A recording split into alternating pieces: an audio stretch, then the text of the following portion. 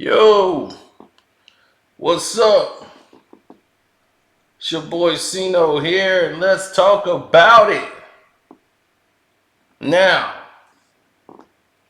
I've been trying to tell y'all that. Everybody thinks I hate Eminem, right? That is the biggest consensus in the world. Is that Cino hates Eminem. I've heard it 1,000 times. It just won't go away, right? Now, because of that, I got to deal with the nonsense that comes along with it. Now, because I tell the truth about Eminem, people can't handle the truth. And if you tell the truth, you're hating. That is just the new consensus. And that's just the way some people take it. That's just how it is. But hey, y'all here already, don't forget to hit the like button, subscribe right now to the page, hit that notification bell, the whole nine. We finna get into it because I need you to understand this. Now listen, I'm as fair as a human being there is. Okay? But I also know when things are not done correctly. You feel me? So,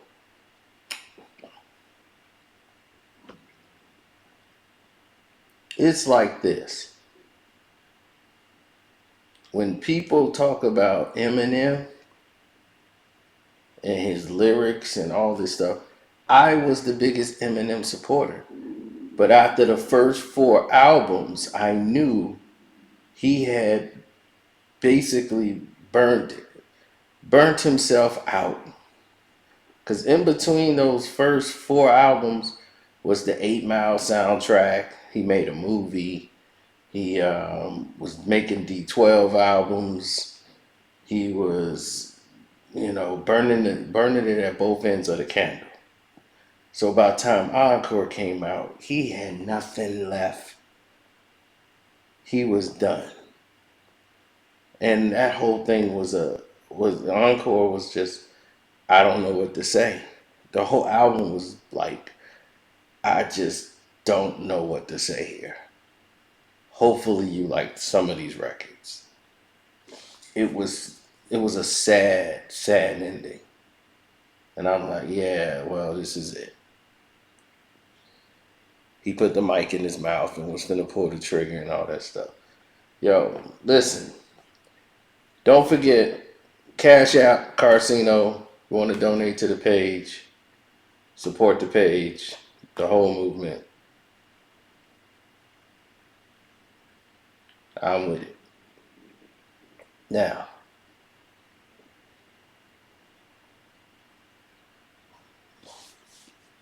Method Man was on the show with the barbershop, and he pointed out the truth about Eminem and the fans and all these stands, right? And now Method Man is an MC. You just saw him in the versus battle with Redman. He said Redman is one of his top lyricists of all time. Eminem is Red. Now, he didn't mention meth. He just took Red. Did meth feel a certain way about that? Maybe. But I don't think that had any influence on what Method Man was saying when he was talking about Eminem's stands. He was telling the truth on how they stands are. Listen to meth. There's some off that's so big. I mean, they such Eminem stands and shit. Like, they can say the wackest bar in the world, and they'd be like, "Oh my God, dude, did you just hear what the fuck Eminem said, bro?" Yeah. The dude said marbles and balls, bro. I've never heard it. I've heard it before, but I've never heard anyone say it like that before, bro. And you sitting there like, and same thing with Snoop. It's like, I'm pretty sure. So, that's the thing. Now, he just said it. Eminem can say the most wackest bar in the world, but the stands act like it's the greatest thing since sliced bread.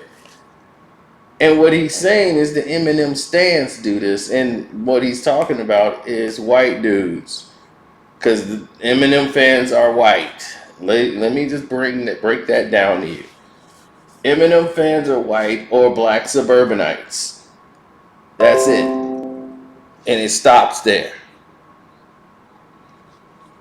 So they're the ones who go out their way to defend Eminem, no matter what. They defend it. Dude, you're not listening to the lyrics. I'm like, dude, that's all we listen to. Now, how you gonna tell Method Man he don't listen to Eminem lyrics? You gonna tell a lyrical MC, Method Man, who basically personified the metaphors. When Method Man came out, everybody wanted to be metaphorical freaks, right? Now he makes a comment about Eminem. Now watch everyone's narrative change. Now Method Man's a bad guy. But see, the reason why these guys, suburbanites, well, mostly white people, gravitate to Eminem because he looks like them. Eminem knows it, he says it. Look, they look like me. They don't have anybody else that look like them in this industry. So they relate to it anyway, even though they don't.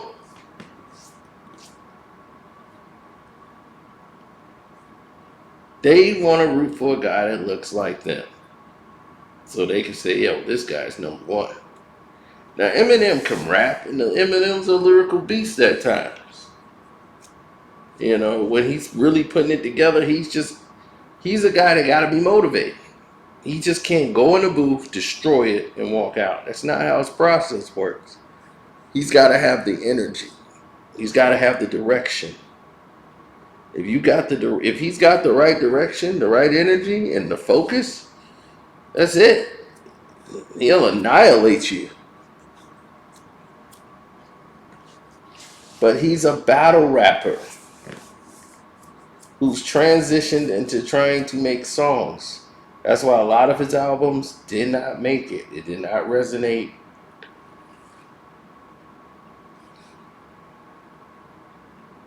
He just couldn't do it.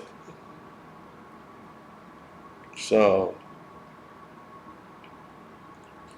I hope this answers your questions. I agree 100% with Method Man. I've heard them do it. It'd be the wackest Eminem bar ever. When MGK came out, I never forget it. They said Eminem won before Eminem's song was even. It wasn't even out 2 minutes. It had just dropped and released. Somebody's like, "Boo! It's over for MGK." I'm like, dude, how you couldn't even have finished the song yet? The song just dropped. You just couldn't wait to say Eminem won, and everybody heard Eminem's song. I mean, this record back and was like, oh. Because I knew they wouldn't get it, but they just gonna say he won anyway. They didn't even understand a lyric that was going on in there. But I love the approach. I love Eminem's approach to it. And as somebody who understands lyrics and rhymes and the rhyme patterns and what he was trying to convey to, because he was speaking basically directly to MGK. And what M was doing was basically giving the world an example of like me and you are completely different. We're not, you know, we're not the same. Like there's lyrically, this is where you are, and he did that. Then he showed him other levels that he's not at. You know, like you're not here. I can go here. You cannot. And he showed him that, and in a very mean type of vulgar way to a point, but it was always precisionally on a point, which I said I understand why anybody who said Eminem won and can explain it in the light, I can understand why. Everybody else is just going off the the beef and the juice and was riding the wave, you know. So that's how that went. They was riding that MGK wave and the whole energy, so they wanted to side with Eminem because that's what they normally used to, and they wanted to get Eminem to go after MGK now. But MGK had the harder beat, harder record, and it was in heavy demand. Even now, you'll hear it. As much as they try to submerge it. So anyway, that's enough for some hip hop education today. It's your boy Sino. I'm out.